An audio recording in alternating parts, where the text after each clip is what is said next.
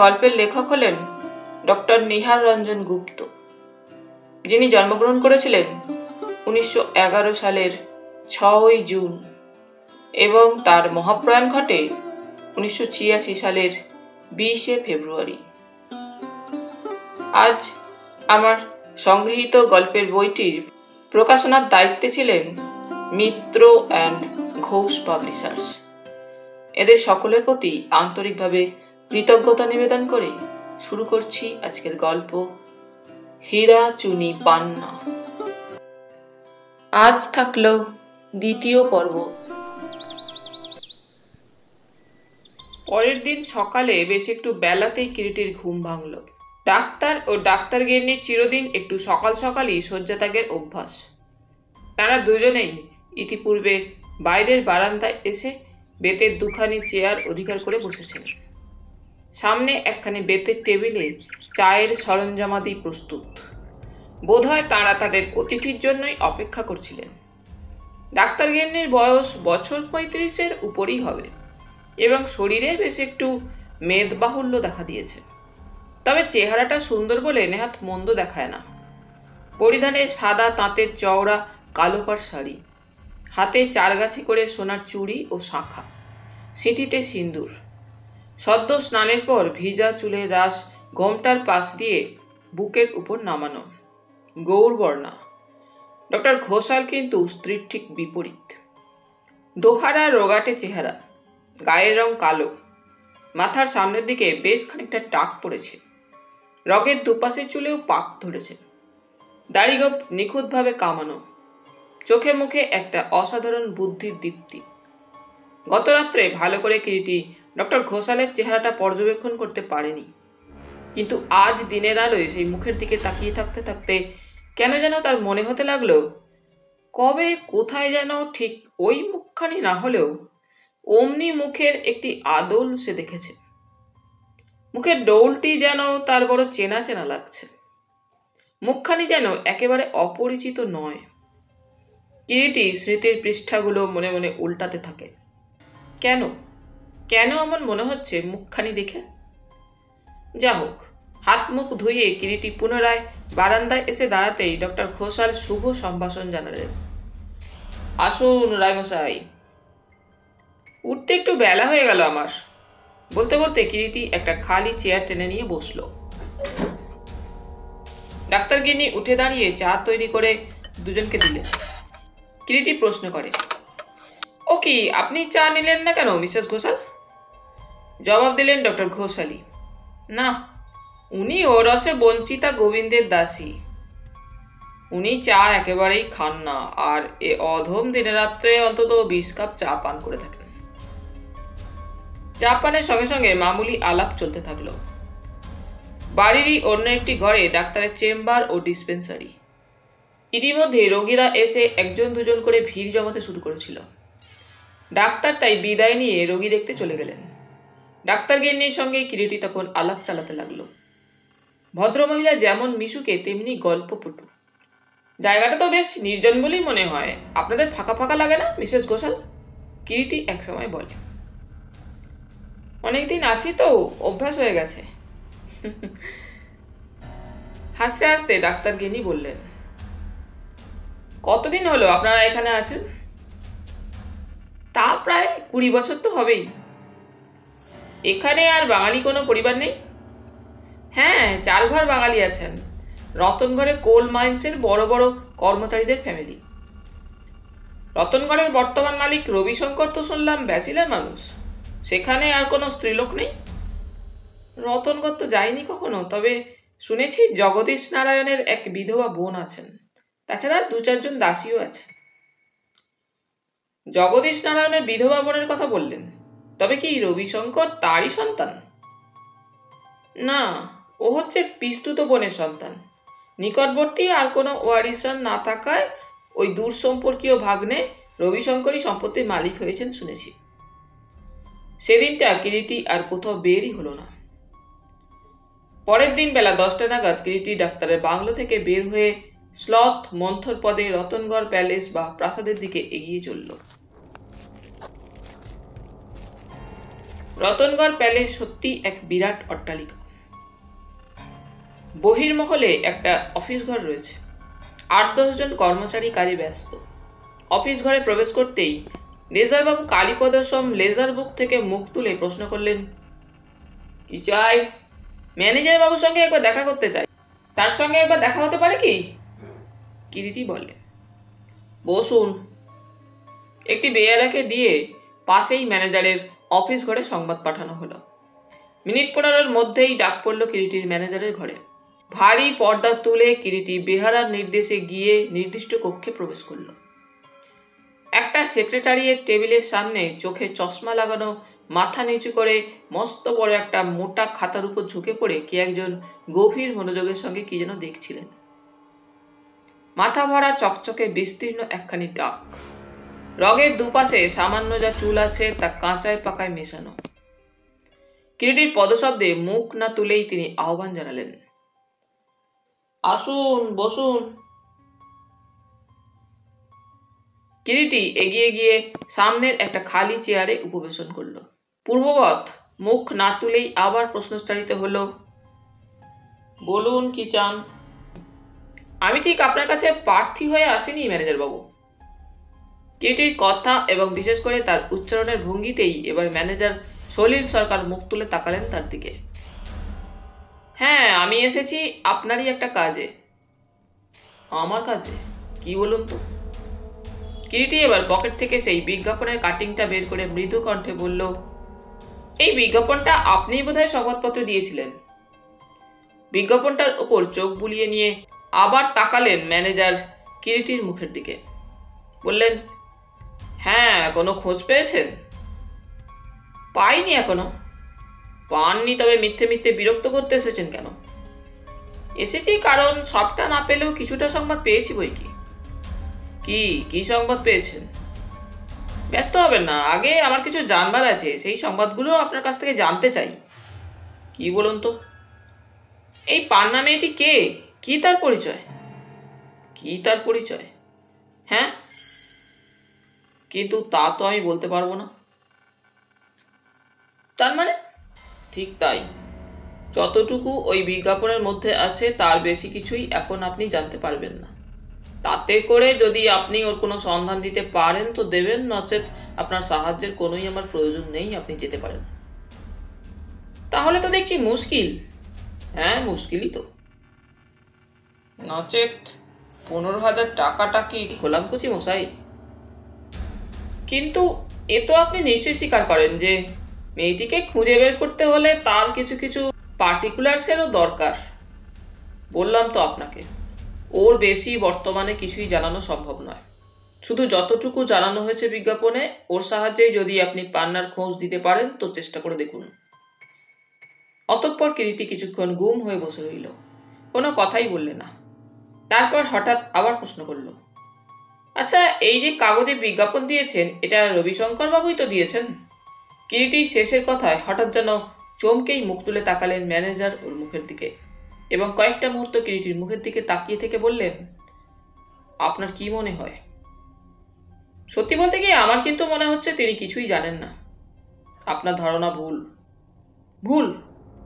হ্যাঁ, কারণ তিনিই ওই বিজ্ঞাপন দিয়েছেন। ও আচ্ছা, রবিশঙ্কর বাবুর সঙ্গে একটিবার দেখা হতে পারে কি?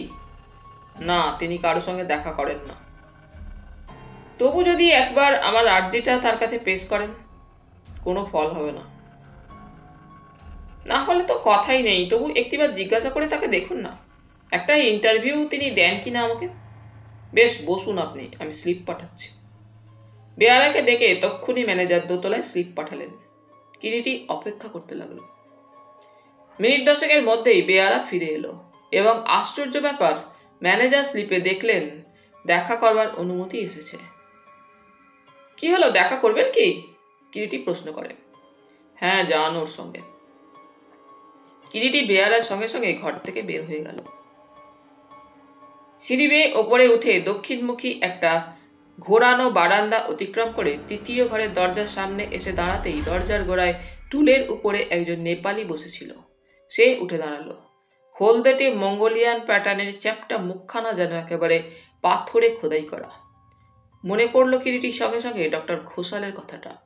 বাঘের মতোই থাবা পেতে দোরগোড়াতেই বসে থাকে একটা নেপালি জং বাহাদুর, খুদে খুদে গোল গোল চক্ষু, সাপের চোখের মতোই যেন পলকহীন, খাকি একটা হাফ প্যান্ট পরিধানে ও গায়ে একটা হাফ শার্ট, কোমরে ঝুলছে 1 হাত পরিমাণ একটা খাপে ভরা কুকরি।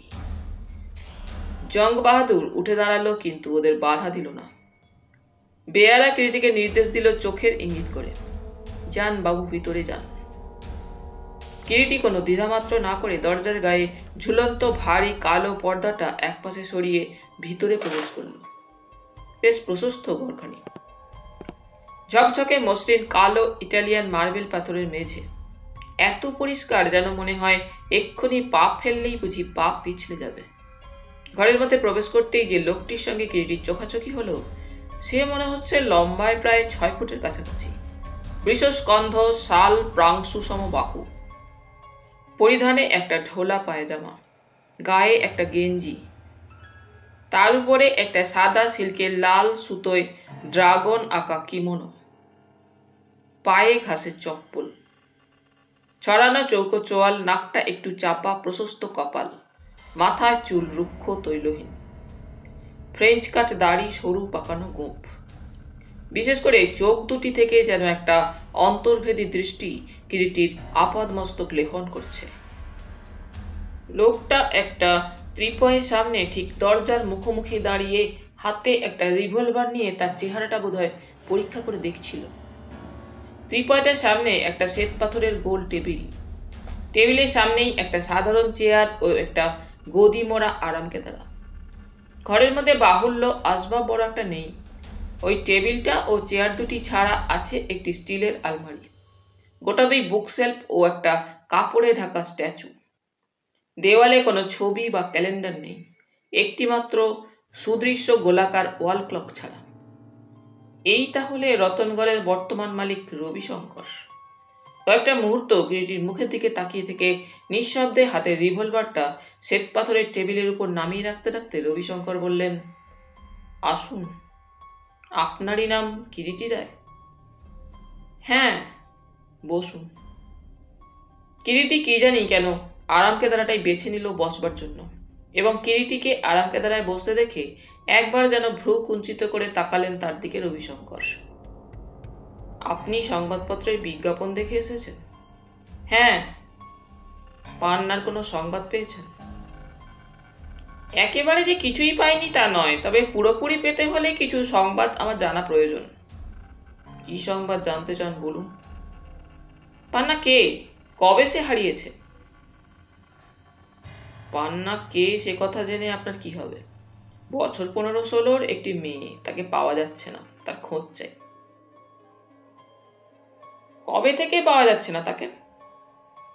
ধরুন তার জন্ম থেকেই। এতদিন তার কোনো রকম খোঁজ নেওয়া হয়নি? মানে বলছেন যখন জন্ম থেকেই তাকে পাওয়া যাচ্ছে না? ধরুন তার অস্তিত্ব সম্পর্কে এতদিন কোনো কিছু জানাই ছিল না, এখন জানা যাওয়ায় তার খোঁজ করা হচ্ছে। তাই যদি হবে তো সংবাদপত্রে যে ফটোটা ছাপানো হয়েছে সেটা আপনারা পেলেন কোথায়? এবং কেমন করেই বা জানলেন যে পান্নার আপনারা খোঁজ করছেন সে ওই পান্না? ধরুন যেমন করেই হোক আমরা স্থির নিশ্চিত যে ছবিটা আপনি দেখেছেন সেই পান্নারই আমরা খোঁজ করছি। ছবিটা কোথায় পেলেন তা জানতে পারি কি? না। এবারে কৃতি মৃদু হেসে প্রত্যুত্তরে বললে,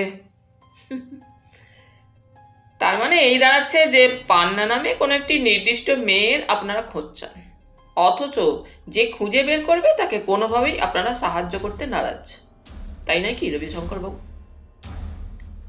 আপনার তাই মনে হচ্ছে বুঝি? তাই স্বাভাবিক নয় কি মনে হওয়া? আপনিই বলুন না। ধরুন আপনার অনুমানই যদি সত্য হয়, তবে কি পারবেন তাকে খোঁজ করে দিতে? এই মুহূর্তে বলতে পারছি না তা। শুনুন তবে মিস্টার রায়, আমরাও ওই ছবিটুকু ছাড়া পান্না সম্পর্কে কিছুই জানি না, অথচ যেমন করেই হোক পান্নার সংবাদ আমার চাই। বুঝতে পারছেন বোধহয় এখন ব্যাপারটা? বুঝলাম। তারপর হঠাৎ চেয়ার ছেড়ে উঠে কিরিটি বললে, তাহলে এবার আমি চলি। আসুন। হ্যাঁ, আপনার ঠিকানাটা ম্যানেজার বাবুর কাছে রেখে যাবেন। তার কোনো প্রয়োজন হবে না, সংবাদ পেলেই আপনাকে আমি জানাবো। আচ্ছা, নমস্কার। কিরিটি ঘর থেকে সোজা বের হয়ে এলো। বেলা প্রায় 11টা নাগাদ কিরিটি ডাক্তারের বাংলোতে ফিরে এলো। ডাক্তার গৃহিণী রন্ধনশালায় পাচককে রন্ধনের নির্দেশ দিতে ব্যস্ত ছিলেন। কিরিটি নিজের ঘরে প্রবেশ করে একটা চুরুটে অগ্নিসংযোগ করে চেয়ারটাকে টেনে নিয়ে খোলা জানালার ধারে গিয়ে বসল। যে জন্যে সে এখানে ছুটে এসেছিল তার কোনো সুরাহাই হলো না। অতএব রাত্রে ট্রেনেই সে ফিরে যাবে কলকাতায় স্থির করল। কলকাতায় ফিরবার ট্রেনটা এখান থেকে ছাড়ে রাত 12টা 20 আগেই সে দেখে রেখেছে। অতএব 11:15 নাগাদ রওনা হলেই চলবে। কিন্তু দ্বীপ্রহরে ভোজনে বসে কথাটা উত্থাপন করতেই ডক্টর ঘোষাল প্রবল প্রতিবাদ তুললেন।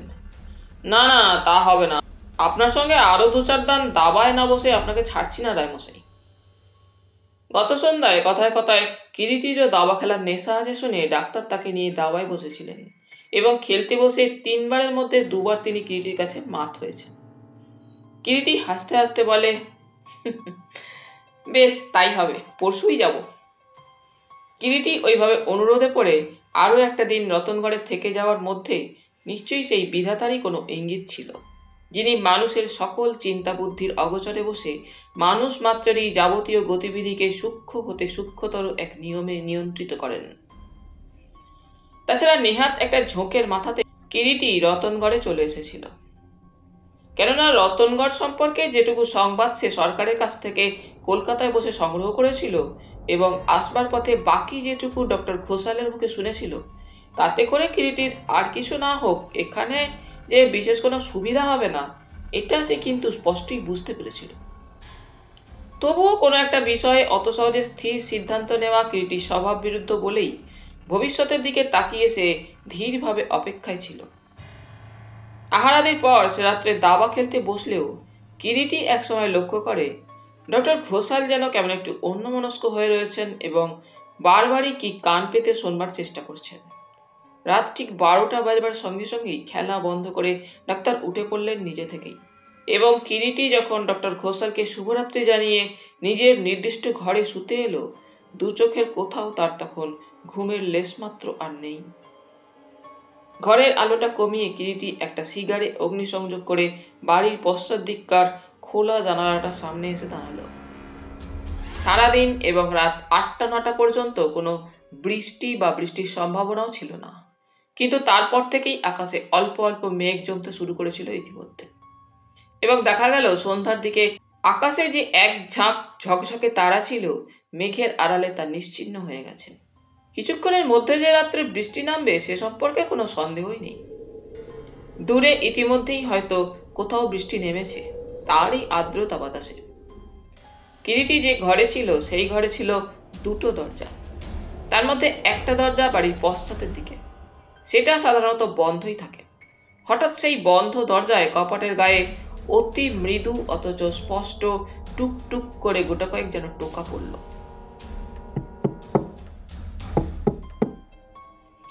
সদা সতর্ক কিরিটির কানকেও সে শব্দটা কিন্তু এড়িয়ে যায় না। সঙ্গে সঙ্গেই শ্রবণেন্দ্রিয় তার সজাগ হয়ে উঠল। কয়েকটা মুহূর্তের স্তব্ধতা, তারপরই আবার পূর্বের মতোই কপাটের গায়ে শব্দ হলো টুক টুক করে।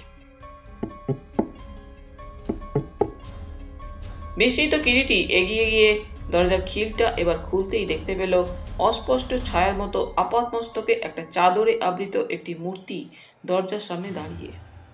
কে? একটা চাপা শব্দ সংকেতে আগন্তুক কিরিটিকে সতর্ক করে দেয় এবং কিরিটির কোনো রূপ আহ্বানের অপেক্ষা না করেই পূর্ববৎ চাপা সতর্ক কণ্ঠে প্রায় ফিসফিস করেই যেন বলল, চলুন মিস্টার রায়, আপনার সঙ্গে আমার কথা আছে। বলে একেবারে ঘরের মধ্যে এসে প্রবেশ করে নিজেই দরজার খিলটা তুলে বন্ধ করে দিল। কিরিটি যেন নিজের অজ্ঞাতেই 2 পা পিছিয়ে সরে দাঁড়ালো। ও দরজাটা বন্ধ করে দিন। পূর্ববৎ ফিসফিস করেই আগন্তুক আবার বলল।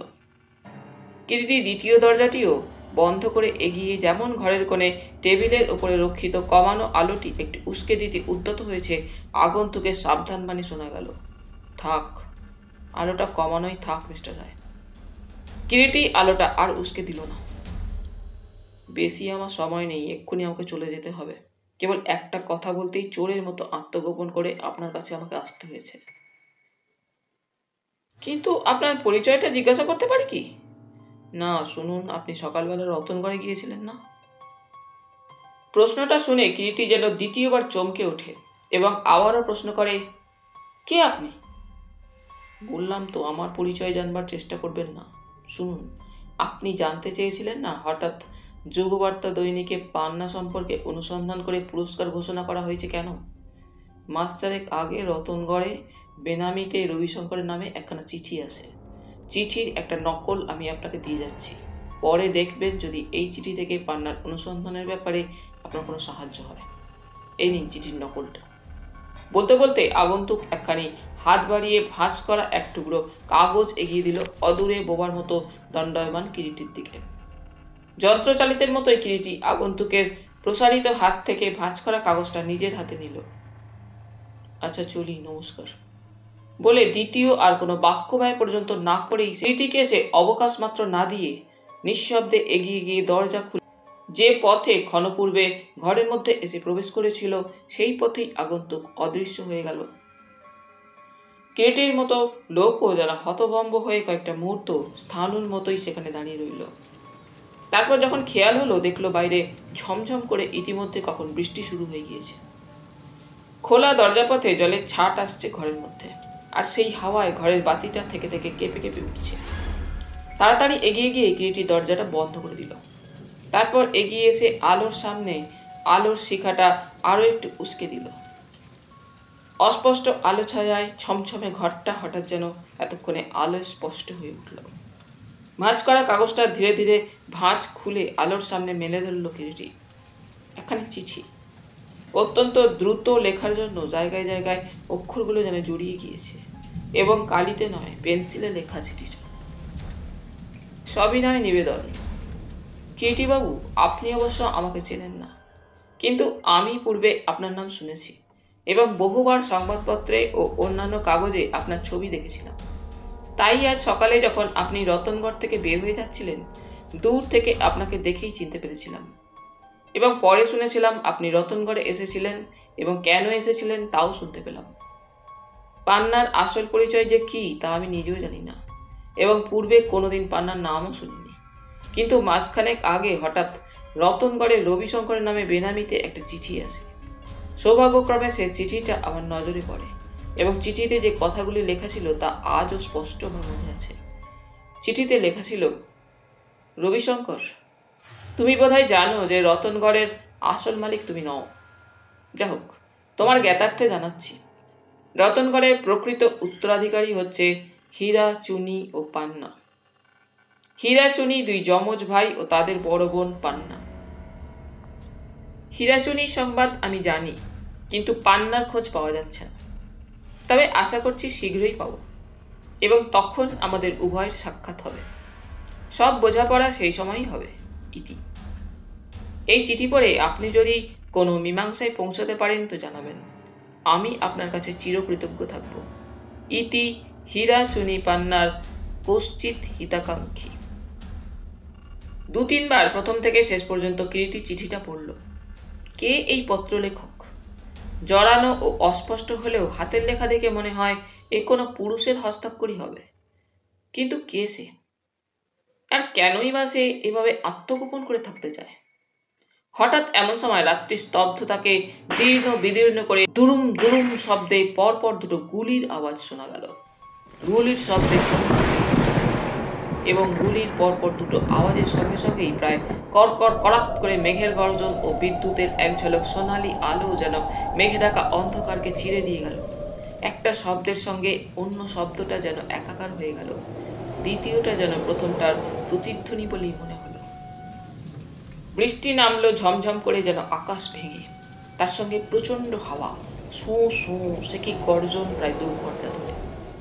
কিরিটির চোখে ঘুম আসতে প্রায় রাত 3টে হয়ে গেল এবং পরের দিন ঘুম ভাঙলো একটু বেলাতেই। পরের দিন সকালে চায়ের টেবিলে ডক্টর ঘোষাল কিরিটির অপেক্ষায় বসেছিলেন। কিরিটিকে আসতে দেখে বললেন, আসুন মিস্টার রায়। আমায় উনি কি বলছিলেন জানেন? অতিথির সহৃদয়তার সুযোগ নিয়ে আমি নাকি আপনার উপর অত্যাচার করছি। মিসেস ঘোষাল তাড়াতাড়ি বলে উঠলেন, নিশ্চয়ই তো, ভদ্রলোককে ভালো মানুষ পেয়ে রাত 1:30 পর্যন্ত জাগিয়ে রেখে দাবা খেলে। না না মিসেস ঘোষাল, দাবা বস্তুটির ওপরে আমারও নেশা আছে, কিরিটি সলজ্জভাবে প্রতিবাদ জানায়। অগত্যা, ও কথা না বলে আপনার উপায় কি বলুন? মৃদু হাসির সঙ্গে ডাক্তার গৃহিণী বলেন, আরে তুমি কি বুঝবে বলো, দাবার নেশা যে কি নেশা যিনি একবার আশ্বাস পেয়েছেন তিনিই জানেন। কিরিটি হাসতে হাসতে মিসেস ঘোষালের দেওয়া চায়ের কাপটা হাতে তুলে নিয়ে গরম চায়ে চুমুক দেয়।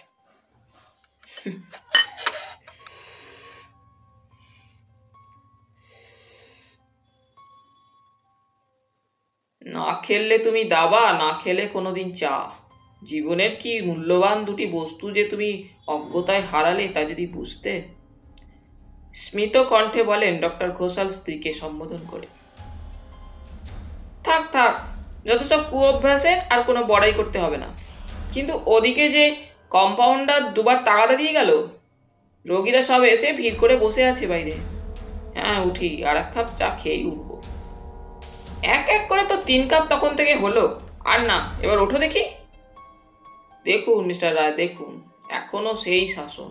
আরে বাবা, 50টা বছর তো পার হতে চললো, আর এ বয়সে বজ্র আটুনি কেন? কিরিটি হাসতে থাকে স্বামী স্ত্রীর কথায়। সত্যিই ভারী সুখী এই ডাক্তার দম্পতি। কোনো ঝামেলা নেই, কোনো চিন্তা ভাবনা নেই। একটি মাত্র ছেলে, তাও প্রায় মানুষ হয়ে গেল। বুঝলেন মিস্টার রায়, ডাক্তারদের মতো আর কোনো প্রফেশনেই বোধহয় আর কেউ এমন চোর দায়ে ধরা পড়েনি। 10-10টা হত্যা করলে বোধহয় একজন মরে ডাক্তার হয়। বলতে বলতে ডক্টর ঘোষাল চেম্বারের দিকে পা বাড়ালেন। ও কি, সামান্য মাত্র একটা গেঞ্জি গায়ে দিয়ে চললে? কাল সারাটা রাত ধরে না কেসেছ, যাও জামাটা গায়ে দিয়ে নাও। ডাক্তার গিন্নি স্বামীকে বাধা দিলেন। ডক্টর ঘোষাল আর কি করেন, জামা গায়ে দিতেই বোধহয় শয়নঘরের দিকে পা বাড়ালেন। সস্নেহে স্বামীর গমনপথের দিকে তাকিয়ে থাকতে থাকতে ঘোষাল গিন্নি বললেন, এতটা বয়স হলো মিস্টার রায়, তবু যদি নিজের শরীরের প্রতি এতটুকু খেয়াল থাকে। উনি আবার ডাক্তার। বুঝলেন মিস্টার রায়, সারাটা জীবন ধরে উনি অন্যের ডাক্তারি করলেন, আর আমাকে করতে হচ্ছে আজও ওর ডাক্তারি। এমন অন্যমনস্ক। ঘোষালগিরি নেই, সমস্ত কথার ভিতর যেন অপরিমিত স্নেহ আর বুক ভরা ভালোবাসা ঝরে পড়তে লাগলো তার স্বামীর প্রতি। কিরিটি মৃদু মৃদু হাসে কেবল।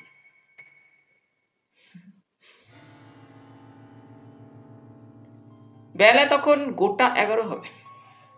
কিরিটি বাইরের বারান্দায় বসে বসে একটা ইংরেজি নোভেলের পাতা উল্টাচ্ছিল। এক প্রকার যেন হন্তদন্ত হয়েই সেখানে এসে দাঁড়ালেন ডক্টর ঘোষাল। শুনছেন মিস্টার রায়, কাল রাত্রে যে একটা ভয়ানক ব্যাপার ঘটে গেছে। কি ব্যাপার? খুন হয়েছে। খুন হয়েছে? কে কে খুন হলো আবার? রতনগড়ের বৃদ্ধ ম্যানেজার সলিলবাবু। সে কি? ইতিমধ্যে ঘোষাল গিন্নিও স্বামীর সাড়া পেয়ে সেখানে এসে দাঁড়িয়েছিলেন, এবং স্বামীর শেষ কথাগুলো তার কানেও গিয়েছিল। তিনিও বলে ওঠেন, কি বলছো তুমি? স্ত্রীর কণ্ঠস্বর শুনে ডক্টর ঘোষাল ঘুরে দাঁড়ালেন এবং বললেন, শুধু তাই নয় রমা, ম্যানেজারের মৃতদেহটা আমাদের বাড়ি থেকে বেশি দূরে পাওয়া যায়নি। রাস্তার বাঁকে যে ইউক্যালিপটাস গাছ দুটো আছে তারই নিচে। মৃত্যুর কারণ বোধহয় বুলেট। এবারে কথা বলে কিরিটি। হ্যাঁ, 2টো গুলি করা হয়েছিল। একটা তার কপাল ভেদ করেছে, অন্যটা বাঁ হাতে লেগেছে। কিন্তু আশ্চর্য মিস্টার রায়, আপনি বুঝলেন কি করে যে গুলি করেই তাকে মারা হয়েছে? কাল রাত্রে 2-2টো গুলির শব্দ শুনেছিলাম যে। শান্ত কণ্ঠে কিরিটি জবাব দেয়। গুলির শব্দ শুনেছিলেন কাল রাত্রে? হ্যাঁ, কিন্তু কই আমরা তো শুনিনি। তুমি শুনেছ? ডক্টর ঘোষাল স্ত্রীর মুখের দিকে তাকিয়ে প্রশ্নটা করলেন। আপনারা শুনতে পাননি তারও কারণ আছে। ঠিক ফায়ারিং এর শব্দের সঙ্গে সঙ্গেই প্রচন্ড একটা বাজ পড়া শব্দ হয়েছিল, কিরিটি বলে। তা হবে, কিন্তু সংবাদটা আপনি পেলেন কোথায় ডক্টর ঘোষাল? এই তো কিছুক্ষণ আগে একজন রোগী বলছিল, সেই দেখে এসেছে। পুলিশ জানতে পেরেছে কি ব্যাপারটা? হ্যাঁ, মথুরা প্রসাদ চৌবে এখানকার থানা অফিসার, অল্প বয়স, বেশ চালাক চতুর এবং ইন্টেলিজেন্ট। সেও এসেছে শুনলাম। ডক্টর ঘোষালের কথাটা শেষ হলো না, একটা অপরিচিত কণ্ঠের ডাক শোনা গেল। ডক্টর সাহেব। আরে কেউ, মথুরা প্রসাদ, আইয়ে আইয়ে। কিরিটি ঘুরে দেখলো বছর 28-29 বয়সের একটি পুলিশের ইউনিফর্ম পরিহিত ভদ্রলোক সাইকেল থেকে নামছেন। স্থানীয় থানা অফিসার মথুরা প্রসাদ চৌবে। সাইকেলটা বারান্দার গায়ে হেলান দিয়ে মচমচ শব্দ তুলে মথুরা প্রসাদ সিঁড়ি দিয়ে বারান্দায় উঠে এলেন। রোগাটে চেহারা, কিন্তু চোখে মুখে একটা বেশ বুদ্ধির দীপ্তি আছে যেন। মথুরা প্রসাদ বারান্দায় একটা খালি বেতের চেয়ার টেনে নিয়ে বসতে বসতে ডক্টর ঘোষালের মুখের দিকে তাকিয়ে বললেন, শুনেছেন তো খবর ডক্টর সাহেব? ডক্টর ঘোষাল মৃদু কণ্ঠে বললেন, হ্যাঁ শুনলাম। মহেন্দ্র সিং এসেছিল, তার কাছেই সব খবর পেলাম। কিন্তু আপনাদের এখান থেকে তো জায়গাটা বেশি দূর নয়, আপনারা ফায়ারিং এর শব্দ শোনেননি? মথুরা প্রসাদ ডাক্তারের মুখের দিকে তাকিয়ে প্রশ্ন করলেন। না, কাল রাত্রে যা দুর্যোগ গেছে তা শুনবো কি? তবে উনি বলছেন উনি নাকি গুলির শব্দ শুনেছেন। ডক্টর ঘোষাল ইঙ্গিতে কিরিটিকে দেখিয়ে কথাটা শেষ করলেন। আপনি? মথুরা প্রসাদ কিরিটির মুখের দিকে তাকিয়ে প্রশ্ন করলেন। আপনাকে আগে দেখেছি বলে তো কই মনে পড়ছে না। মথুরা প্রসাদের প্রশ্নের জবাব দিলেন এবার ডাক্তারই। বললেন, না চৌবেজি, আপনি ওকে দেখেননি। উনি মাত্র 3 দিন হলো এখানে এসেছেন। তবে ওর নাম নিশ্চয়ই শুনে থাকবেন, কিরিটি রায়। হ্যাঁ, বিখ্যাত রহস্যভেদী। বেসরকারিভাবে উনি ডিটেকশন করে থাকেন। আরে বাস, চিনেছি বই কি। নমস্তে নমস্তে। কি আশ্চর্য, আপনার সঙ্গে যে কোনো দিন এভাবে এখানে দেখা হবে তা ভাবতেই পারিনি। তারপরেই মথুরা প্রসাদ আবার পূর্ব প্রসঙ্গে ফিরে এলেন। আপনি ফায়ারিং এর শব্দ শুনেছিলেন মিস্টার রায়? হ্যাঁ, এবং আমার মতো অনেকেই হয়তো শুনতে পেত। কিন্তু পরপর দুটো ফায়ারিং এর শব্দের সঙ্গে সঙ্গেই প্রায় একটা বজ্রপাতের শব্দ হওয়ায় ব্যাপারটা হয়তো সঠিক অনেকে বুঝতে পারেননি। তাহলেও এত কাছে যখন, তখন আশা করেছিলাম ওরা, মানে ডক্টর ঘোষাল এবং তার স্ত্রীও বুঝি আমার মতোই পরপর দুটো গুলির শব্দ শুনে থাকবেন। কিন্তু ওরা শোনেননি। আচ্ছা মিস্টার রায়, গুলির শব্দ যখন কাল রাত্রে আপনি শোনেন তখন কি আপনি জেগেই ছিলেন? মথুরা প্রসাদ প্রশ্ন করে। হ্যাঁ, তখন কত আপনার মনে আছে? তা ধরুন প্রায় 1:45 হবে বই কি। বলেন কি, অত রাত পর্যন্ত জেগেছিলেন? হ্যাঁ, আমি আর ডাক্তারবাবু কাল রাত 1:30টা পর্যন্ত তো দাবাই খেলেছি। হ্যাঁ, ভুলেই গিয়েছিলাম। ডাক্তারবাবু যে দাবা খেলার প্রচন্ড নেশা। কিন্তু মথুরা প্রসাদ বাবু, ব্যাপারটা সর্বপ্রথম জানতে পারে কে? প্রশ্নটা করে কিরিটি। একজন গোয়ালা, দুষ্টুরাম। দূর গাঁ থেকে রতনগড় আসবার ওই একটি পথ। দুষ্টু প্রতিদিন ভোরবেলা দুধ নিয়ে রতনগড়ের বাজারে বেচতে আসে। তারই নজর সর্বপ্রথম পড়ে। সেই তখন ছুটে গিয়ে আমাকে থানায় খবর দেয়। আমি তো মশাই প্রথমে শুনে ব্যাপারটা বিশ্বাসই করিনি। তারপর দুষ্টুর সঙ্গে সেখানে এসে নিজের চোখে ব্যাপারটা দেখে তবে তো বিশ্বাস হলো। তা বিশ্বাস হঠাৎ না হওয়ারই তো কথা, কিরিটি বলে। না, ঠিক সেজন্য নয়। আপনি তো জানেন না, আমি জানি। ম্যানেজার, মানে ওই সলিল সরকার লোকটা, এখানে এসে অবধি যতদূর শুনছি রাত 8টার পর কখনো বেরই হতো না নাকি। তাই তো ভাবছি অত রাত্রে এবং দুর্যোগের মধ্যে তার এমন কি দরকার পড়লো যে বাড়ি থেকে তাকে বের হতে হয়েছিল। হয়তো কোনো কাজ করেছিল, মৃদু কণ্ঠে কিরিটি বলে। তাই তো ভাবছি কি এমন কাজ তার পড়লো। তাছাড়া আরো একটা কথা কি জানেন রায় সাহেব, লোকটার নাম অন্তত 3-3টে মার্ডারের সঙ্গে জড়িত ছিল, কিন্তু কোনো রকম প্রমাণ না থাকায় ওকে ছুঁতে পর্যন্ত পারিনি। এখানকার লোকেরা বলতো লোকটা নাকি ছিল শিয়ালের মতো ধূর্ত। তাকে কিনা শেষ পর্যন্ত এমন করে বেঘরে প্রাণ দিতে হলো। অদ্ভুত ব্যাপার। এমনি হয় দারোগা সাহেব, ও ধরনের লোকেদের সাধারণত শেষটায় এইভাবেই বেঘরে প্রায়শ্চিত্ত করতে হয়। কিন্তু মৃতদেহ রিমুভ করেছেন? না, এখনো করিনি। পুলিশ পাহারা রেখে এসেছি। দেখবেন নাকি? চলুন না। বেশ তো চলুন। ডাক্তারবাবু আসবেন নাকি? কিরিটি ডাক্তার দিকে তাকিয়ে প্রশ্ন করে। এতক্ষণ ডক্টর ঘোষাল নির্বাকভাবে দাঁড়িয়ে ওদের কথাই শুনছিলেন। একটি কথাও বলেননি। এবারে মৃদু কণ্ঠে কেবল বললেন, না, আপনারাই যান, আমাকে এক্ষুনি একবার রাজারহাটে একটা জরুরি কলে বেরোতে হবে, কিন্তু বেশি দেরি করবেন না মিস্টার রায়, লাঞ্চ রেডি। না না, বেশি দেরি হবে না, চলুন মথুরাপ্রসাদ বাবু। কিরিটি আর মথুরাপ্রসাদ বারান্দা থেকে নেমে গেটের দিকে এগিয়ে গেল। সঙ্গের কনস্টেবলটি মথুরাপ্রসাদের সাইকেলটা নিয়ে সঙ্গে সঙ্গে আসতে লাগলো ওদের পশ্চাতে। অকুস্থান ডক্টর ঘোষালের বাংলো থেকে বেশি দূর নয়, হাঁটা পথে মিনিট 15 রাস্তা হবে। সমস্ত রতনগড়ের মধ্যে সর্বাপেক্ষা প্রশস্ত যে সড়কটি, সেইটি সেখানে ডাইনে বাঁক খেয়ে প্রান্তরের মধ্যে দিয়ে সরু হয়ে প্রান্তরের মধ্যে দিয়েই আবার অদূরবর্তী গাঁয়ের দিকে চলে গেছে। সেইখানেই উঁচু টিলার কোল ঘেঁষে দুটি ইউক্যালিপটাস গাছ যেন প্রান্তরের সীমানার নির্বাক প্রহরীর মতো দাঁড়িয়ে আছে। সেই গাছ থেকে হাত 10 ব্যবধানে বড় সড়কটার উপরেই তখনও পড়েছিল মৃতদেহটা, রতনগড়ের ম্যানেজার সলিল সরকারের। দেহটা রাস্তার উপর উপুর হয়ে পড়েছিল। সাধারণত ওই সড়কটা ধরেই স্থানীয় লোকেরা যাতায়াত করে, কিন্তু ঠিক রাস্তার ওপরেই দুর্ঘটনাটা ঘটায় সড়কটা একেবারে ফাঁকা। তখন ক্ষণকালের জন্য খুব কাছাকাছি দাঁড়িয়ে কিরিটি তীক্ষ্ণ দৃষ্টিতে মৃতদেহটা লক্ষ্য করে। উপুর হয়ে পড়ে আছে মৃতদেহটা, একটা হাত ভাঁজ করা, অন্য হাতটা মুষ্টিবদ্ধ প্রসারিত। পরিধানে ধুতি ও গায়ে একটা বেনিয়ান ছিল, পায়ে নিউকাট জুতো। গুলি দুটি যে পশ্চাৎ দিক থেকেই ছোড়া হয়েছিল কিরিটির বুঝতে তা কষ্ট হয় না। একটি পৃষ্ঠদেশের বাঁ দিকে লেগেছে, অন্যটি বাঁ হাতে বিদ্ধ হয়েছে। পশ্চাৎ দিক থেকে এতটাই গুলি করেছে, কিরিটি বললে। হ্যাঁ, তাই মনে হচ্ছে। মথুরাপ্রসাদ সায় দিলেন, কিন্তু অত রাত্রে উনি যে এখানে কি কাজে এসেছিলেন তাই তো বুঝতে পারছি না। এখানে ঠিক আসেননি, হয়তো অন্য কোথাও এই পথ দিয়েই ফেরবার পথে আততায়ী পশ্চাৎ দিক থেকে গুলি করেছে অতর্কিতে, এবং সম্ভবত এইখানেই কোথাও আততায়ী ওর জন্য অপেক্ষা করছিল বা ওকে অনুসরণ করে এই পর্যন্ত এসে তারপর পশ্চাৎ দিক থেকে গুলি করে। তাছাড়া দেখুন, মৃতদের উন্ড দেখে মনে হচ্ছে যে খুব ক্লোজ রেঞ্জে নয়, বেশ ডিস্টেন্স থেকেই গুলি করা হয়েছিল। আর ওই সঙ্গে এও প্রমাণিত করছে আততায়ীর হাতের নিশানা খুব ভালো, একেবারে অব্যর্থ।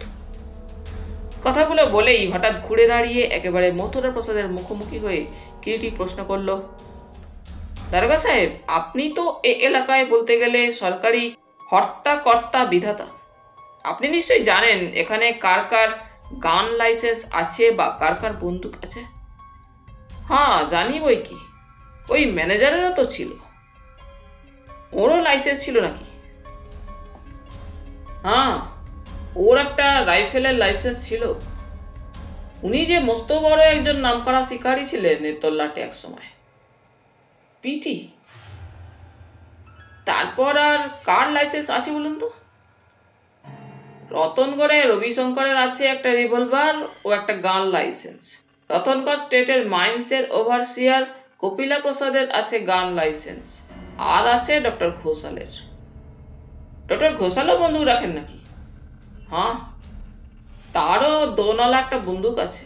এর তল্লাটে সকলেই অল্প বিস্তর শিকার করেন তো। এখানে বুঝি আশেপাশে গেমস আছে? হ্যাঁ, এই মাইল 10-12 দূরে রতনগড় স্টেটের একটা রিজার্ভ ফরেস্ট আছে। সেখানে বুনো, বড়া, হরিণ, সম্বর, চিতা, হায়না যথেষ্ট পাওয়া যায়। ভালো কথা। আপনাদের রতনগড়ের বর্তমান মালিক রবিশঙ্কর বাবু এ সংবাদ শুনেছেন? শুনেছেন বোধহয়, তবে এখনো তার সঙ্গে দেখা করিনি, এবার যাব। বড় বড় পাথরের টুকরো ফেলা উঁচু নিচু পাহাড়ি রাস্তা, তাই যতই বৃষ্টি হোক জলও জমবে না, কাদাও হবে না। মেঘ শূন্য আকাশ, রৌদ্রের তাপ তখন বেশ প্রখর হয়ে উঠেছে। লাশটা আর বেশিক্ষণ রাস্তার উপরে ফেলে রাখা যায় না। লাশ সরাবার তাড়াতাড়ি একটা ব্যবস্থা করবার জন্য মথুরাপ্রসাদ স্থানীয় ডোমেদের সংবাদ পাঠালেন। লাশ শুধু সরালেই হবে না, ময়না তদন্তের জন্য পাঠিয়ে দিতে হবে নিকটবর্তী শহরের অ্যাসিস্ট্যান্ট সার্জনের কাছে। দারোগা মথুরাপ্রসাদ তাই একটা গরুর গাড়ির জন্য লোক পাঠালেন। এদিকে কিরিটি বিদায় নিয়ে ডাক্তারের ওখানে ফিরবার উদ্যোগ করতেই মথুরাপ্রসাদ বললেন, আপনি আজকালের মধ্যেই এখান থেকে চলে যাবেন? না 2-4 দিন এখানে আছেন মিস্টার রায়? আজই সন্ধ্যার দিকে যাবার কথা ছিল, কিন্তু ভাবছি ভাবাভাবি নয়। জানি না অবশ্যই আপনি এখানে কেন এসেছেন, তবে অতর্কিতে এক সময় আপনাকে যখন পেয়েই গিয়েছি, আমার বিশেষ অনুরোধ 2-4টে দিন আরও যদি আপনি এখানে থেকে যান তো আমার বড় উপকার হয়। মথুরা প্রসাদ বললেন, বেশ, আপনি যখন বলছেন থেকেই যাব, কিন্তু পরের বাড়িতে উঠেছি। না না, সেজন্য আপনি কিছু ভাববেন না মিস্টার রায়। ডক্টর ঘোষালকে জানি তো, অমন সজ্জন ভদ্রলোক বড় একটা দেখা যায় না। সত্যিই চমৎকার লোক ওই ডক্টর ঘোষাল। সন্ধ্যার সময় একবার আসুন না থানায়, আলাপ সালাপ হবে কোন, আর রাত্রে গরিবের কুটিরে 2টি যা হোক আহারও করবেন। না না, ওসব হাঙ্গামা করবেন না মথুরা প্রসাদ বাবু, সন্ধ্যার দিকে যাবো খন। হাঙ্গামা আবার কি? আমি মশাই ব্যাচেলার মানুষ, একা একা থাকি। একটা কম্বাইন্ড হ্যান্ড আছে, সেই যা পারে রান্না করে। বরং খেয়েছেন তো মিসেস ঘোষালের হাতের রান্না, সেই অমৃতের বদলে আপনারই হয়তো কষ্ট হবে। তা যা বলেছেন, মিসেস ঘোষাল সত্যিই বড় চমৎকার রান্না করেন। তাহলে কি বলেন, আমার ওখানেই আজ রাত্রে? আচ্ছা আচ্ছা, তাই হবে। আমি তাহলে সন্ধ্যার দিকে লোক পাঠিয়ে দেব। বেশ। কিরিটি ফিরে এসে দেখলো ডাক্তার তখনও কল থেকে ফেরেননি। ডাক্তার গিন্নি কিরিটির জন্য বসে অপেক্ষা করছেন। কিরিটি ভেবেছিল ডক্টর ঘোষাল না ফেরা পর্যন্ত অপেক্ষা করবে, কিন্তু ডাক্তার গিন্নি বললেন, সে কি হয় মিস্টার রায়, ওর জন্য কতক্ষণ আপনি অপেক্ষা করবেন?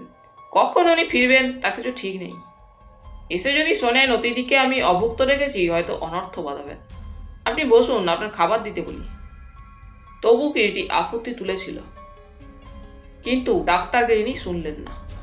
কিরিটিকে অগত্যা আহারে বসতেই হলো, এবং আহারে বসেই কথায় কথায় কিরিটি মথুরা প্রসাদের ওখানে রাতের আহারের নিমন্ত্রণের সংবাদটা দিল।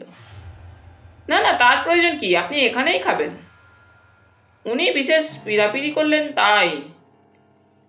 কিন্তু অন্যদিন দ্বীপ্রহরে ও রাত্রে আহারে বসে যেমন নানা রকম গল্প জমে ওঠে, আজ তেমন যেন কিছু হলো না। কি জানি কেন ডাক্তার গৃহিণীকে কেমন একটু অন্যমনস্ক চুপচাপ বলে মনে হলো। আহারাদির পর কিরিটি তার ঘরে গিয়ে আরাম কেদারাটা খোলা জানালার সামনে টেনে নিয়ে বসলো একটা চুরুট ধরিয়ে। গত রাত্রের ব্যাপারটা একটু স্থির হয়ে বসে ভালো করে চিন্তা করবার সময় পায়নি কিরিটি। পরে ভাবতে গিয়ে প্রথমেই তার মনে পড়ল গত রাত্রের রহস্যময় পরিস্থিতির মধ্যে যে চিঠিটা তার হস্তগত হয়েছিল, সেই চিঠিটার কথাই। পকেটেই চিঠিটা ছিল। চিঠিটা পকেট থেকে বের করে চোখের সামনে মেলে ধরল। জড়ানো টানা টানা লেখা দেখলে মনে হয় হস্তাক্ষর কোনো পুরুষের, কিন্তু কার? রতনগড় প্রাসাদেরই কারো হস্তাক্ষর কি? তাই যদি হয় তবে কার হওয়া সম্ভব? আরও একটা ব্যাপারে খটকা লাগছে। গত পরশু রতনগড় প্রাসাদে গিয়ে পান্না সম্পর্কে দুজনের সঙ্গেই মাত্র কিরিটির কথা হয়েছিল। প্রথমে ম্যানেজার সলিল সরকার ও পরে খোদ কর্তা রবিশঙ্করের সঙ্গে, এবং উভয়ের কাছেই মোটামুটি একই রকমের জবাব পাওয়া গিয়েছিল, যাতে করে বোঝা যায় দুজনের একজনও পান্না সম্পর্কে কোনো কথা বলতে নারাজ, অথচ উভয়ই তারা পান্নার সংবাদ চান। প্রথমটাই অবশ্যই মনে করেছিল তারা দুজনের একজনও পান্না সম্পর্কে বিশেষ কিছু জানেন না, বা জানলেও অন্যের কাছে বলতে সেটা নারাজ। পরে অবশ্যই কাল রাত্রের ওই পত্র পেয়ে মনে হয়েছে সত্যি খুব বেশি কিছু তারা হয়তো পান্না সম্পর্কে জানতেন না, এবং যেটুকু জানতেন সেইটুকুই কিরিটিকে জানাতে এসেই কি ম্যানেজার সলিল সরকারকে ওইভাবে প্রাণ দিতে হলো, না ওই কারণ ছাড়াও অন্য কোনো গুরুতর কারণের জন্যই সলিল সরকার নিহত হয়েছেন? তবে একটা কথা পরিষ্কার বোঝা যাচ্ছে, যদি গত রাত্রে সেই আগন্তুক সলিল সরকারই হন, তাহলে এটা এখন বোঝা যাচ্ছে প্রথম দিকে পান্না সম্পর্কে কোনো সংবাদ তাকে দিতে তিনি অনিচ্ছুক থাকলেও মনে মনে অনিচ্ছুক ছিলেন না। আর এটাও এখন কিছুটা বোঝা যাচ্ছে পান্না সংবাদের প্রয়োজনটাও হচ্ছে রতনগড়ের মালিকানা সত্ত্ব সম্পর্কে একটা ফয়সালা। এবং এখন কিছুটা বোঝা যাচ্ছে কলকাতায় রাঘবেন্দ্র অকস্মাৎ একদিন তার ওখানে এসে যে ফটোটা দিয়ে তাকে পান্না সম্পর্কে অনুসন্ধান নিতে অনুরোধ করেছিল, তারও মূলে ওই রতনগড়েরই সম্পত্তি। কিন্তু এখনও একটা ব্যাপার পরিষ্কার বোঝা যাচ্ছে না, পান্না ও হীরাচুনির সঙ্গে রতনগড়ের কি সম্পর্ক? কোন সম্পর্কের জেরে তারা রতনগড়ের সম্পত্তির ওয়ারিশ হন? রতনগড়ের পূর্বতন মালিক তো বিবাহই করেননি। এক যদি গোপনে বিবাহ করে থাকেন, কিন্তু তা যদি করেই থাকেন, সে কথাটা গোপন করে যাবার কি এমন প্রয়োজন ছিল তার? তারপর রাঘবেন্দ্রর কাছে পান্নার ফটোটা এলোই বা কি করে? পান্নার সঙ্গে তারই বা কি সম্পর্ক? আর সর্বশেষ কথা হচ্ছে, হীরাচুনি পান্নাই যদি রতনগড়ের সম্পত্তির সত্যিকারের ওয়ারিশান হয় এবং রবিশঙ্কর তাদের চিরতরে সরিয়ে নিজের পথটা পরিষ্কার ও নিষ্কণ্টক করে নিতে চান, তবে ওইভাবে কাগজে বিজ্ঞাপন দিয়ে তাদের খোঁজ করার চাইতে গোপনে গোপনে ব্যাপারটা শেষ করবার চেষ্টা করলেন না কেন? সত্যি ব্যাপারটার মধ্যে কোথায় যেন একটু খটকা থেকে যাচ্ছে। কিন্তু তার চাইতে বড় কথা হচ্ছে, বর্তমানে গতকালের মধ্যরাত থেকে শুরু করে আজ সকাল পর্যন্ত মাত্র কয়েক ঘন্টার মধ্যে এখানকার পরিস্থিতিটা যেভাবে অতর্কিতে ঘোলাটে হয়ে দাঁড়ালো, তাতে করে ঠিক এই সময়টিতে কিরিটির মন যেন কিছুতেই রতনগড় ছেড়ে চলে যেতেও সায় দিচ্ছে না। অথচ গত পরশু পর্যন্ত এখান থেকে চলে যাবার জন্য আগ্রহ দেখিয়ে এখন যদি হঠাৎ কিরিটি তার মন পরিবর্তন করে, সেক্ষেত্রে ডক্টর ঘোষাল আবার অন্যরকম কিছু ভাববেন না তো? নানা রকমের চিন্তা কিরিটির মাথার মধ্যে ঘোরাফেরা শুরু করে এবং সব চিন্তার মধ্যে তিনটি নাম কেবলই থেকে থেকে তার মনের পাতায় ভেসে ওঠে: হীরাচুনি পান্না। হীরাচুনি পান্না, দুটি ছেলে একটি মেয়ে। গত রাত্রির জাগরণের ফলে কখন একসময় যে কিরিটির দু চোখের পাতায় নিদ্রা নেমেছে সে টেরও পায়নি। ঘুম ভাঙল একেবারে বেলা 5টায়, ঘোষাল গিন্নির ডাকে। মিস্টার রায়, বেলা যে পড়ে গেল, আর কত ঘুমোবেন? উঠুন, জানিন।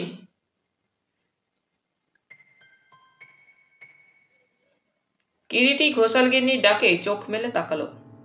দেখল চায়ের কাপ হাতে দাঁড়িয়ে তিনি। খোলা জানালা পথে বৈকালের শেষ রৌদ্র ঘরের মধ্যে এসে দিনের মতো যেন বিদায় প্রার্থী। তাড়াতাড়ি চোখ রগড়াতে রগড়াতে উঠে কিরিটি বলে, অনেকক্ষণ ঘুমিয়েছি। ডক্টর ঘোষাল ফেরেননি? না, কই, এখনো তো ফেরেনি। কিন্তু ও কি, চায়ের কাপ হাতে আপনি দাঁড়িয়ে রইলেন কেন? রাখুন না ওই টুলটার উপরেই, আমি চোখ মুখে জল দিয়ে আসি। ঘোষাল গিন্নি চায়ের কাপটা নামিয়ে রেখে চলে গেলেন। আরও আধ ঘন্টা পরে ডক্টর ঘোষালের টমটমের ঘোড়ার গলার ঘন্টার টুং টুং শব্দ পাওয়া গেল। কিরিটি তাড়াতাড়ি বাইরে এলো। টমটম থেকে নেমে বারান্দায় এসে উঠতেই কিরিটি ডাক্তারকে সম্বোধন করে বলল, সমস্ত দিনটাই কাটিয়ে দিয়ে এলেন ডাক্তারবাবু? হাসতে হাসতে ডাক্তার বললেন, দেখছেন তো, এই হচ্ছে আমাদের ডাক্তারদের জীবন। স্বামীর সাড়া পেয়ে ডাক্তার গিন্নি এগিয়ে এসেছিলেন। তিনি তাড়াতাড়ি বাধা দিয়ে বললেন, এখন আর কথা নয়, যাও আগে স্নান সেরে এসো, তোমার চা আমি তৈরি করে রাখছি। যাচ্ছি গো, যাচ্ছি। ডক্টর ঘোষাল হাসতে হাসতে ঘরের মধ্যে গিয়ে প্রবেশ করলেন।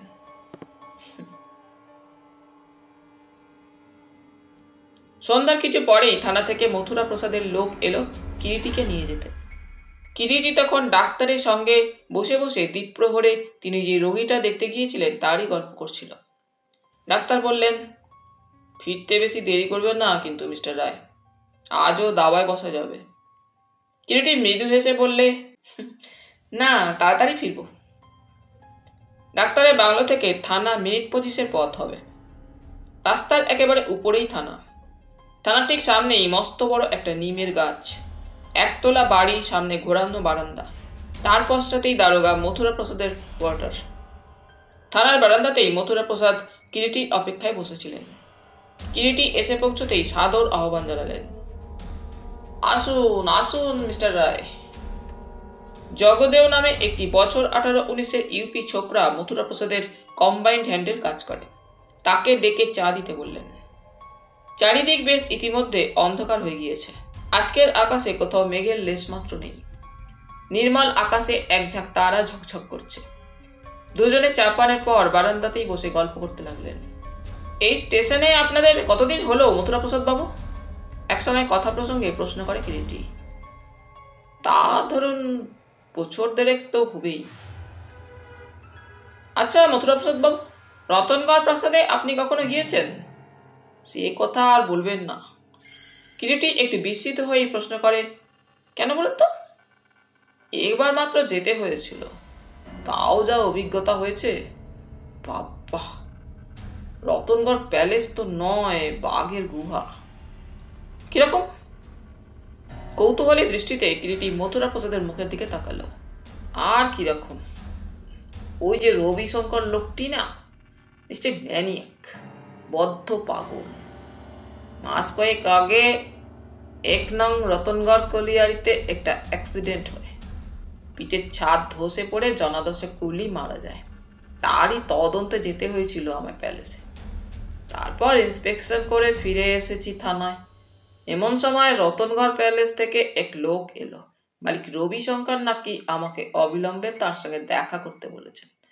তার লোককে বললাম, এখন যেতে পারবো না, কাল যাব।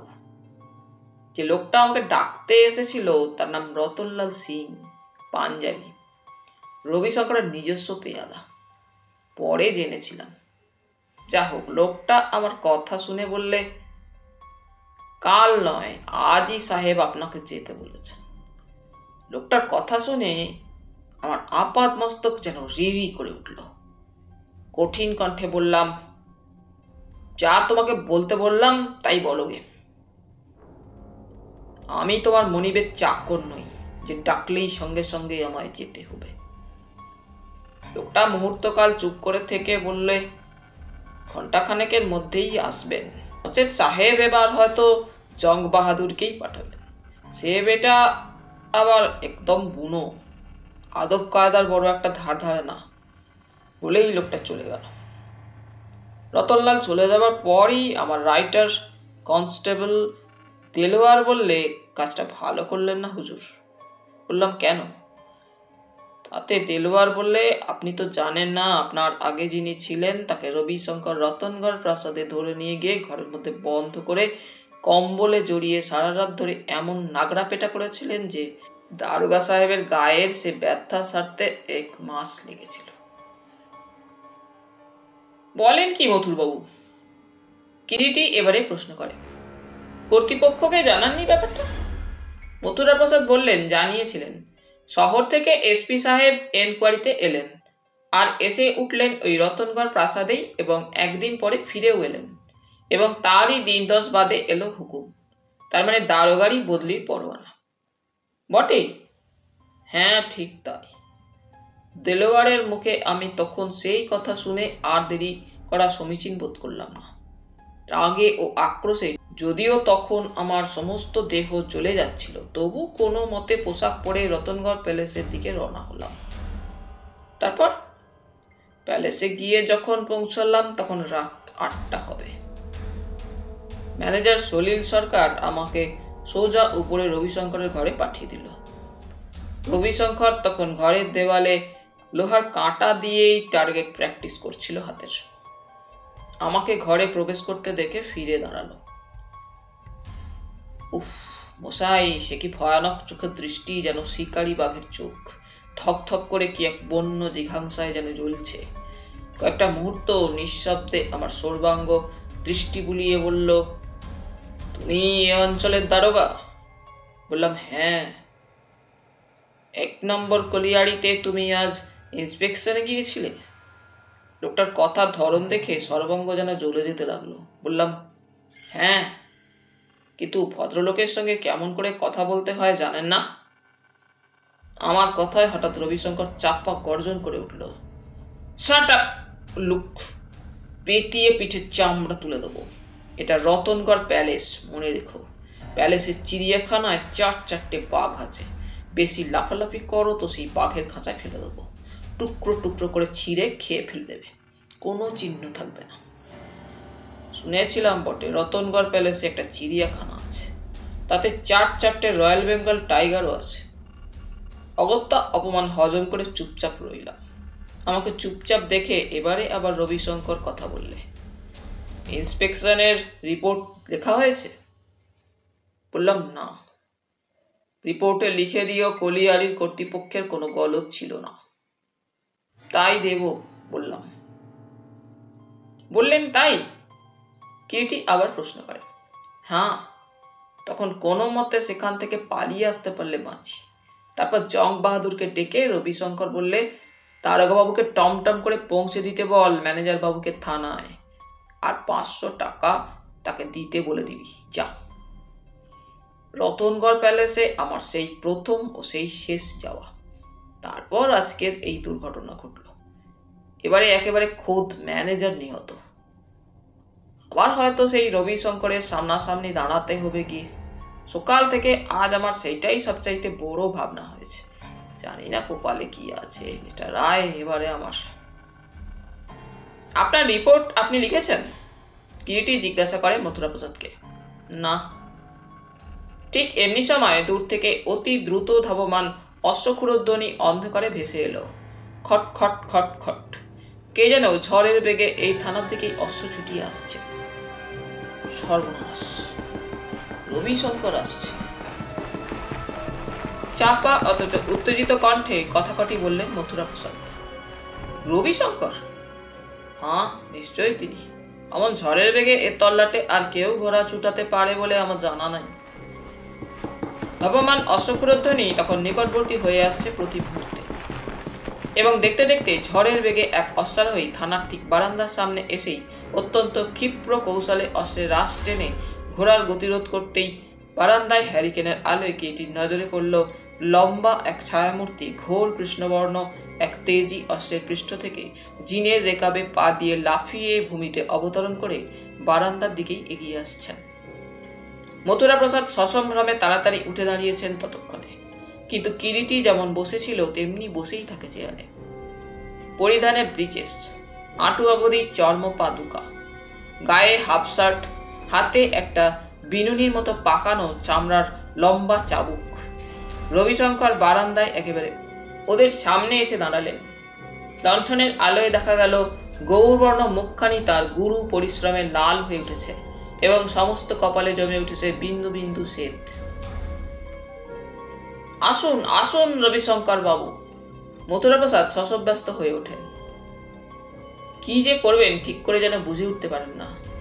রবিশঙ্কর কিন্তু মথুরাপ্রসাদের কথার কোনো জবাব না দিয়ে সামনেই উপবিষ্ট কিরিটির মুখের দিকে তাকিয়ে তাকেই প্রশ্ন করলেন, কিরিটি বাবু না? হ্যাঁ, চিনতে পেরেছেন দেখছি। কাউকে একবার দেখলে তাকে আমি ভুলি না। কিন্তু আপনি তো শুনেছিলাম উঠেছেন ডাক্তারের ওখানে, তা এখানে? এমনি বেড়াতে এসেছি। হঠাৎ যেন মনে হলো রবিশঙ্কর মুহূর্তের জন্য অন্যমনস্ক হয়ে গেলেন। তারপরে মথুরাপ্রসাদের দিকে তাকিয়ে বললেন, আমার ম্যানেজারের মৃতদেহটা ময়নাতদন্তের জন্য পাঠিয়ে দিয়েছো শুনলাম। আগে হ্যাঁ। হত্যাকারীকে ধরতে পারবে বলে তোমার মনে হয়? আগে। শোনো মথুরাপ্রসাদ, আমি চাই না যে আমার ম্যানেজারের মৃত্যুর ব্যাপারটা নিয়ে বেশি ঘাটাঘাটি হয় প্রকাশ্যে। যে প্রাণ গেছে তাকে আর ফিরে পাওয়া যাবে না, যখন তা নিয়ে মিথ্যে টানা হিচড়া করা আমার ইচ্ছা নয়। অবশ্যই আমি এখানে সম্পূর্ণ তৃতীয় অঙ্ক, তবু একটা কথা না বলে পারছি না। কথাটা বললে কিরিটি। কি? আপনি যা বলছেন সেটা কি ঠিক যুক্তিসঙ্গত হবে? আইনের কথা না হয় ছেড়েই দিন, ন্যায় অন্যায় বলেও তো একটা কথা আছে। বটে, তাহলে না হয় আপনাকেই জিজ্ঞাসা করছি, পারবেন আপনি ম্যানেজারের হত্যাকারীকে খুঁজে বের করতে? আশা করি পারবো। আশা করেন? হ্যাঁ, কারণ আশা করি আমি তখনই যখন বুঝতে পারি যে আশা করাটা আমার অন্যায় বা অসঙ্গত হচ্ছে না। বেশ, তবে চেষ্টা করে দেখুন। হ্যাঁ, চেষ্টা করবো বই কি, তবে আপনার সাহায্য আমি চাই। আমার সাহায্য? হ্যাঁ। কিরকম সাহায্য আপনি আশা করেন আমার কাছে মিস্টার রায়? ধরুন সেদিন যে কথাটা আমাকে বলেননি সে কথাটা যদি আজ বলেন। কি, পান্নার কথা? হ্যাঁ। কিন্তু পান্নার সঙ্গে সলিলের মৃত্যুর কি সম্পর্ক আছে? মথুরাপ্রসাদ হাঁ করে উভয়ের কথাবার্তা শুনছিলেন। একটি বর্ণ তার বুঝতে যে পারছেন না সে তার মুখ দেখলেই বুঝতে কষ্ট হয় না। কিরিটি জবাব দেয়, রবিশঙ্কর বাবু, সাধারণের চাইতে আপনি একটু বেশি বুদ্ধিমান। আপনাকে অধিক বলা বাহুল্য মাত্র। তবে এটুকু জানবেন, হীরা চুনি পান্নার সঙ্গে কি বললেন? চমকে প্রশ্ন করেন রবিশঙ্কর। বলছি হীরা চুনি পান্নার সঙ্গে আপনার ম্যানেজার সলিল সরকারের আকস্মিক নিহত হবার ব্যাপারে একটা যোগাযোগ আছে বই কি। আচ্ছা, রাত হলো, আমি চললাম। বলতে বলতে ঘুরে দাঁড়িয়ে আচমকা আবার কিরিটির দিকে তাকিয়ে ফিরে দাঁড়ান রবিশঙ্কর এবং তাকে লক্ষ্য করেই বলেন, পারেন তো কোনো এক সময় একবার আসবেন মিস্টার রায় আমার প্যালেসে। কথাটা শেষ করে আর এক মুহূর্ত দাঁড়ালেন না রবিশঙ্কর। এগিয়ে গিয়ে জিনের রেকাবে পা দিয়ে এক লাফে অশ্রুরূঢ় হয়ে চক্ষের নিমেষে অদৃশ্য হয়ে গেলেন। কিছুক্ষণ কেবল একটা অশ্বক্ষুরের খটখট শব্দ অন্ধকার থেকে ভেসে আসতে আসতে একসময় সেটা মিলিয়ে গেল। আশ্চর্য! মথুরাপ্রসাদের কণ্ঠোচ্চারিত ওই কথাটিতে ফিরে তাকালো কিরিটি ওর মুখের দিকে।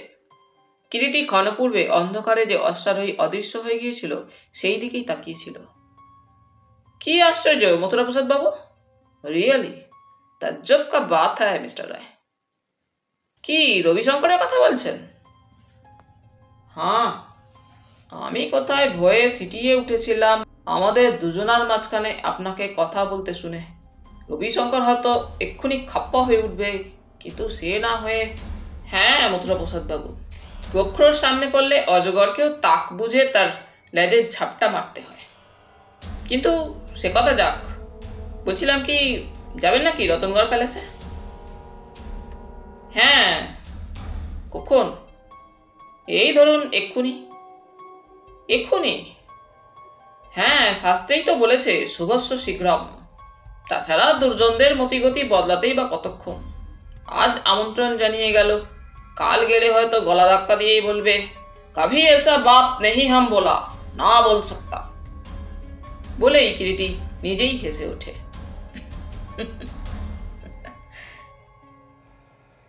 কিন্তু তাই বলে এই রাত্রে? আপনি জানেন না মিস্টার রায়, এখনই ও ফিরে গিয়ে শুরু করবে মরফিয়া ইঞ্জেকশন নিতে, তাই না? কথাটা যেন এক প্রকার মথুরাপ্রসাদের মুখ থেকে কেড়ে নিয়ে শেষ করলো কিরিটি। আরে আরে, তাও আপনি জানেন দেখছি। হ্যাঁ, অনেক কিছুই জানি। তাই বলছিলাম, এখন তার যখন নেশা করবার সময়, তখন এটাই হচ্ছে তার সঙ্গে দেখা করবার প্রকৃষ্ট সময়। He will be rather in his mood. মৌতাতে থাকবে। কথাটা বলে কিরিটি হাসতে থাকে। কিন্তু মিস্টার রায়। না, আর কিন্তু নয় মথুরাবাবু, চলুন আজ এক্ষুনি এই মুহূর্তে যাওয়া যাক। মৌকা যখন হাতের কাছে এসে গেছে, তাকে হেলায় হারানো বুদ্ধিমানের কাজ হবে না। চাই কি আপনার ম্যানেজারের অনেক কথাও হয়তো জানা যেতে পারে। নিন উঠুন। খানা খেয়ে গেলে ভালো হতো না? আরে মশাই, খানা তো রইলই। রতনগড় প্যালেসের দরজা সবসময় খোলা পাবেন না। চলুন তবে। নেহাত অনিচ্ছার সঙ্গেই যেন মথুরাপ্রসাদ কিরিটির আহ্বানে উঠে দাঁড়ালেন। তাহলে বন্ধুরা, আজ এই পর্যন্তই। গল্প পাঠ তোমাদের ভালো লেগে থাকলে তোমাদের কাছে আবারও অনুরোধ থাকলো, লাইক, শেয়ার এবং সাবস্ক্রাইব করে তোমাদের মূল্যবান মতামত পাঠানোর জন্য। ধন্যবাদ।